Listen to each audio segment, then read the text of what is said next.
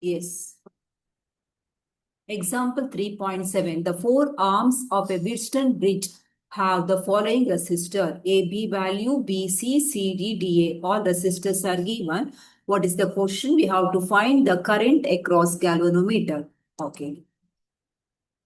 We will use a Kirchhoff loop rule, sigma equal to sigma IR form. Let us consider the loop BADB. Where is the loop? BADB. What is the sigma E value? That is 0 because no battery. Now I'm moving B anti-clockwise direction. Current is moving in this direction, but I'm taking B to A. Therefore, voltage drop will be minus 100 I1. This is in the same direction, plus 60 I2. Again here opposite direction, so minus Ig into 15. If you simplify this equation, you are getting 0 equal to 20 I1 minus 12 I2 plus 3 Ig.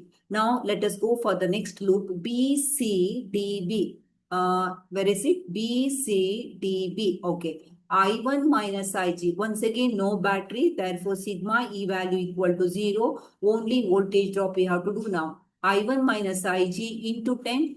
Positive in the same direction. Now I'm moving like this. Current is going like this. Therefore, minus of 5 into current is I2 plus Ig. Then I'm moving upward. Current is coming downward. Once again, minus 15 Ig equal to 0. If you simplify this equation, you are getting 2I1 minus 6Ig minus I2 equal to 0. Okay. Now consider the third loop, ADCEA. ADCEA. That is last loop, this loop. What is sigma E value? I'm moving from ADCEA. I'm moving from negative to positive, so voltage is positive. Now here I'm moving in the direction of the current, therefore voltage drop is positive I2 into 60. Here also I'm moving in the direction of the current, voltage drop is positive, that is I2 plus Ig into 5. If you simplify this equation, you are getting 2 equal to 13 I2 plus Ig, or Ig equal to 2 minus 13 I2. Now, I will substitute this equation 4 in equation 1. That is 0 equal to 20 I1 minus 12 I2 plus 3 into Ig value. So, I got like this now. 6 equal to 51 I2 minus 20 I1. This is equation 5. Let us take equation 2. Here equation 2, again I substitute Ig value in equation 2.